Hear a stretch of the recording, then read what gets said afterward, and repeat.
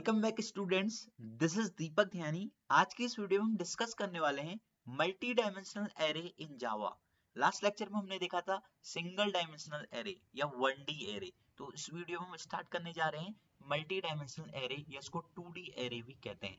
बहुत ही ज्यादा important topic होने वाला है आपके लिए और थोड़ी सा हार्ड भी है। तो इससे पहले, इसको देखने से पहले आपने नेस्टेड लूप को देखना है, सिंगल डायमेंशनल एरे को देखना है, देन 2D एरे की तरफ आप आना, अदरवाइज आपको ये चीजें समझ में नहीं आएंगी। तो मतलब प्रीवियस आप कॉन्सेप्ट अपना क्लियर करते हुए चलना, तभी यहाँ पर आप मल्टी डायमेंशनल एरे को सीखना। ओके, तो स्टार्ट करते हैं। मल्टी डायमेंशनल एरे क्या है, कैसे काम करता है, कैसे डिक्लेयर करते हैं, कैसे एक्सेस करते हैं, सारी चीजें डिटेल में डिस्कस करेंगे। आप वीडियो में लास्ट तक बने रहना, ठीक है। तो मल्टी डायमेंशनल एरे क्या है? जहां पर रो और कॉलम की फॉर्म में काम होता है, ठीक है, टेबल की फॉर्म में जहां पर काम होता है उसको मल्टी डायमेंशनल एरे कहते हैं, या collection of row and column है, ठीक है, तो उसको मल्टी डायमेंशनल एरे कहते हैं। जैसे आप देखते होंगे मल्टी डायमेंशनल में जो आपको एलिमेंट मिलेंगे ऐसे 1 2 3 4 5 6 7 8 9, ठीक है। तो यहाँ टेबल की फॉर्म में है, collection of row and column है ये, ठीक है। तो ये 3 रो हैं और ये पहली कॉलम है आपकी, ये आपकी दूसरी कॉलम है और ये आपकी तीसरी कॉलम है। तो इसीलिए इसको क्या कहते हैं? मल्टी डायमेंशनल एरे कहते हैं, ठीक है। तो यहाँ पर कितनी रो हैं? 3 रो हैं इसमें और 3 कॉलम हैं, ठीक है। तो सबसे पहला क्वेश्चन आता है how to declare multi dimensional array. How to declare, तो डिक्लेयर कैसे करते हैं, इसका सिंटैक्स जानना बहुत ज्यादा इंपॉर्टेंट है। जो सिंटैक्स है इसका, सबसे पहले आएगा इसका डेटा टाइप। आप एरे का क्या डेटा टाइप चाहते हैं या टाइप भी कह सकते हैं। फिर आप लिखेंगे एरे का नेम, तो मैं ARR नेम लिख देता हूं। और इसका साइज, साइज में पहला होता है रो, कितनी रो चाहते हैं स्क्वायर ब्रैकेट के अंदर, और दूसरा कॉलम, कितनी कॉलम आप इसमें चाहते हैं, ठीक है। तो जैसे अगर इसका एग्जाम्पल मैं बना दूं, तो डेटा टाइप आपने कहा सर हमें इंटीजर चाहिए, INT। एरे का नाम हमारा है ARR, और सर इसमें हमें 3 रो चाहिए और 3 कॉलम चाहिए, ठीक है। आपका एरे क्या इंडिकेट कर रहा है? ARR नाम की एरे है, 3 रो हैं इसमें और 3 कॉलम है। जो पहला वाला नंबर है ये रो के लिए है, ये जो दूसरा वाला है ये कॉलम के लिए है, ठीक है। तो यहाँ से इतनी सारी चीजें हमें क्लियर हो गई है कि यार एरे को डिक्लेयर कैसे करते हैं। तो डिक्लेयर करना आपने सीख लिया है। तो अब बात आती है कि यार इंडेक्सिंग, अगर मुझे कोई इंडिविजुअल एलिमेंट को एक्सेस करना है तो मैं कैसे कर सकता हूँ। सिंगल डायमेंशनल में तो आसान था, सारे एलिमेंट एक ही रो में थे, आप 0 1 2 3 ऐसे एक्सेस कर पा रहे थे, ठीक है। अगर मैं यहाँ पर देखूं, ये वाली पोजीशन पे देखूं, 1 2 3 0 रो में है, अगर मुझे इंडिविजुअली 3 को एक्सेस करना है तो इसके लिए क्या होगा, ठीक है। तो इसके लिए बहुत आसान सी चीजें हैं, वो मैं आपको बताऊंगा, ध्यान से देखना है। देखिए सबसे पहले क्या है, जो 1 2 3 है ये 0th रो में है, 4 5 6 जो है फर्स्ट रो में है, और 7 8 9 जो है सेकेंड रो में है, ठीक है।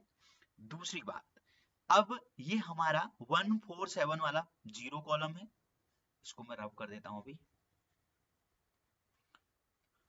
1 4 7 0 कॉलम में है, 2 5 8 1 कॉलम में है, और 3 6 9 सेकंड कॉलम में है। तो हमें इतनी बात समझ में आ गई है कि 1 2 3 ये रो है, 4 5 6 ये पहली रो है, और 7 8 9 ये दूसरी रो है, ठीक हो गया। आपको एरे का कॉन्सेप्ट पता ही था, इंडेक्स से 0 से स्टार्ट होती है, तो यहाँ पर आपके लिए ये चीज नई नहीं है, ठीक है। तो अब देखते हैं कि यार 1 कौन से इंडेक्स में। अगर 1 की बात करूं, 1 जो है इसकी 0 रो है और 0 कॉलम है, 0th रो और 0th कॉलम में है। अगर 2 को देखूं, इसकी रो तो सेम है 0, बट यहाँ पर कॉलम चेंज हो गया है, फर्स्ट कॉलम हो गया है। अगर 3 को देखूं, इसकी रो सेम है 0, बट कॉलम क्या है? 2 है, ठीक है। ऐसे ही अगर यहाँ पर देखो, जो आपका 4 है इसकी रो क्या है? 1, क्योंकि पहले रो लिखी जाती है, रो क्या है? 1, और कॉलम क्या है? 0, तो इसकी पोजीशन हो गई है 1 0। अगर आप देखेंगे 5 को, तो इसकी पोजीशन क्या है? First row first column. अगर आप देखेंगे 2 को, इसकी फर्स्ट रो है और सेकंड कॉलम है। अब आप देखेंगे 7 को, इसका सेकंड रो है और 0th कॉलम है। अगर आप देखेंगे 8 को, 8 का सेकंड रो और फर्स्ट कॉलम है। और आप देखेंगे 9 को, इसका सेकंड रो और सेकंड कॉलम है। तो आपको इंडेक्सिंग पूरी पता चल गई है और इंडेक्सिंग कैसे करते हैं आपको ये बात भी समझ में आ गई है। जो आपका पहला वाला नंबर है ये रो को बता रहा है और दूसरा वाला नंबर कॉलम को। आप इस बात को यहाँ से भी देख सकते हैं, सिंटैक्स से भी। ठीक है, तो ये था इसका इंडेक्सिंग। अब यार एक छोटा सा प्रोग्राम बना के देखते हैं कि कैसे प्रोग्राम इसमें बनते हैं। प्री डिफाइंड अगर मुझे प्रोग्राम बनाना है, ठीक है, तो मैं कैसे करूंगा, मैं लिखूंगा एक क्लास, क्लास का नेम मैंने ले लिया है ARR।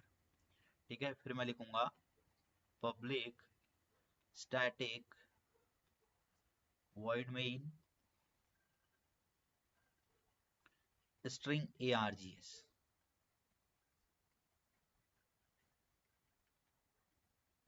ठीक है, ओके। और यहां से मैं सबसे पहले क्या करता हूं, इंट i, j नाम के वेरिएबल ले लेता हूं। एक चीज का और ध्यान रखना है आपको, अगर आप 2D मैट्रिक्स को कर रहे हो, 2D एरे को आप कर रहे हो, तो बहुत ज्यादा जरूरी है कि आपको नेस्टेड लूप अच्छे से आने चाहिए। ठीक है, क्योंकि यहाँ पर दो लूप का यूज होने वाला है, क्योंकि जो एक लूप होगा वो रो के लिए होगा और दूसरा लूप जो होगा कॉलम को एक्सेस करने के लिए होगा। तो यहाँ पर नेस्टेड लूप की नीड होने वाली है हमें। तो पुराना कॉन्सेप्ट आपका क्लियर होना चाहिए। तो आपको मैं रिकमेंड करता हूँ कि आप नेस्टेड लूप को जरूर देख लेना, चेक कर लेना। ठीक है, तो अब मुझे यहाँ से क्या करना है, एरे डिक्लेयर करनी है। तो मैं इंट AR नाम की एक एरे ले ली है मैंने और इसका साइज 3x3 ले लिया है। ठीक है, अभी मैं इसको प्री डिफाइंड ही बनाता हूँ, पहले से एलिमेंट दे देता हूँ। तो कैसे देते हैं, कर्ली ब्रेसेस और 1, 2, 3। जो 1, 2, 3 हो गया है, 0th रो है, नॉर्मल कॉमा आता है, टर्मिनेट नहीं आता है। 1, 2, 3। अब दूसरी रो में, मतलब फर्स्ट रो में 4, 5, 6 ये फर्स्ट रो है, comma curly braces 7, 8, 9 curly braces और ये आउटर कर्ली और ये आपका टर्मिनेट हो गया है। ठीक है, तो 1, 2, 3 जीरोथ रो है, 4, 5, 6 फर्स्ट रो है, 7, 8, 9 सेकेंड रो है। ठीक है, तो मैंने एलिमेंट दे दिए हैं। अब मैं इन्हें एक्सेस करना चाहता हूँ 1 by 1। ठीक है, अगर मुझे 1 by 1 करना है तो मैं इसको लूप लगा के कर सकता हूँ। ठीक है, दो लूप की यहाँ पर जरूरत होगी हमें। पहला लूप जो होगा रो के लिए होगा, दूसरा लूप जो होगा आपका कॉलम के लिए होगा। तो कैसे, मैं लिखूंगा फॉर i इक्वल टू 0 से i लेस 3 करेंगे, इक्वल करेंगे तो ये ज्यादा हो जाएगा, गड़बड़ हो जाएगा, आउट ऑफ बाउंड हो जाएगा। और i प्लस प्लस, क्योंकि अगर 0 से चलेगा 3 बार चलाना है, 0, 1, 2, तो 3 की 3 रो चल जाएंगी मेरी। ठीक है, और फिर मैं करूंगा फॉर j इक्वल टू 0 से j लेस 3 और j प्लस प्लस, फाइन। और हम यहाँ पर लिख देंगे system dot out dot print ARIJ, और इसके बाहर मैं system dot out dot println कर दूंगा। क्यों, अभी समझाऊंगा मैं आपको सारी बातें।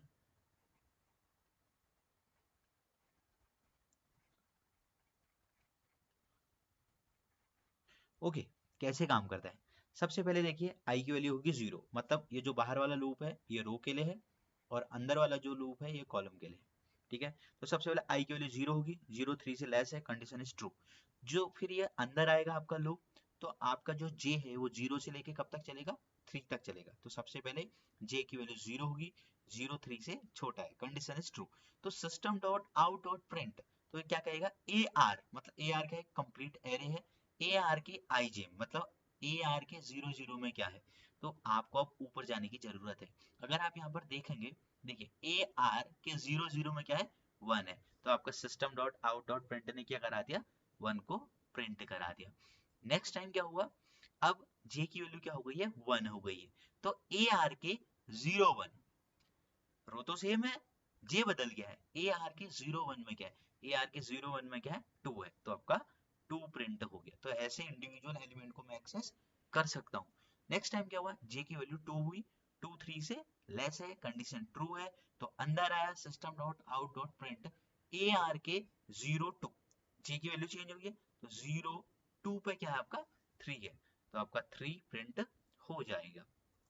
नेक्स्ट टाइम क्या होगा, जे की वैल्यू 3 होगी, 3 3 से लेस नहीं होता है, कंडीशन फॉल्स हो गई है, तो इसके बाहर चला जाएगा आपका loop, system dot out dot println. Println का मतलब होता है न्यू लाइन, तो आपका कर्सर क्या होगा, नई लाइन पे आ जाएगा। अगर ये लाइन यहाँ पर नहीं लिखी होती तो आपका पूरा डेटा एक ही लाइन में आ जाता, तो इसको लिखना भी बहुत ज्यादा जरूरी हो जाता है, system dot out dot println को।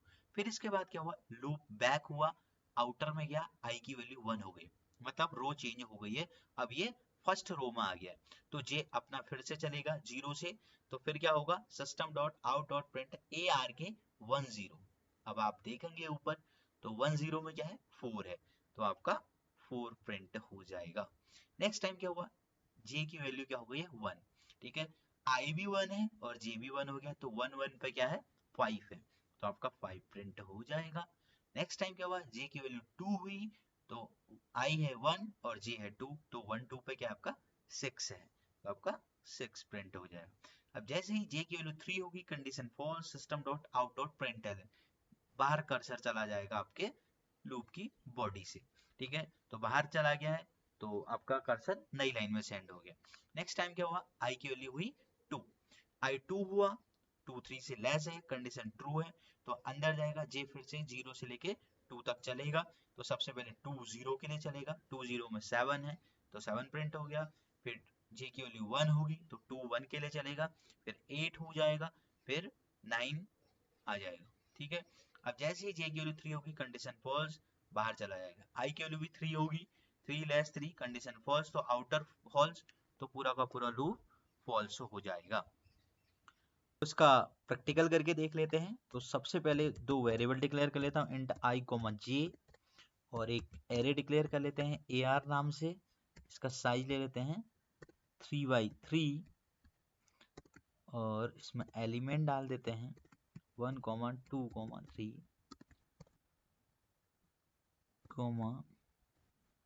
4 5 6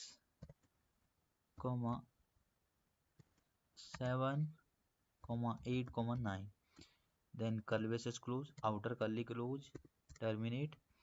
अब हम इनको कर लेते हैं एक्सेस, तो for i equal to 0, i less 3 और i plus plus, for j equal to 0, j less 3, j plus plus,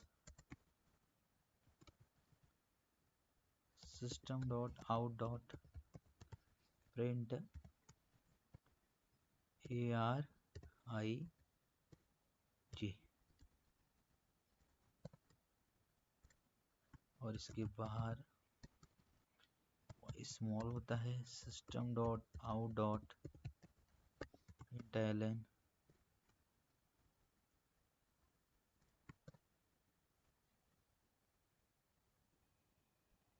तो इसको करते हैं रन, और रन फाइल। तो ये देखिए 1 2 3 4 5 6 7 8 9 10, तो गाइस ये था हमारा 2D एरे। बाकी इसकी एक्सरसाइज में आएंगी, बट अभी आप बेसिक कॉन्सेप्ट पे ध्यान दीजिए। तो मिलते हैं नेक्स्ट वीडियो में, थैंक यू।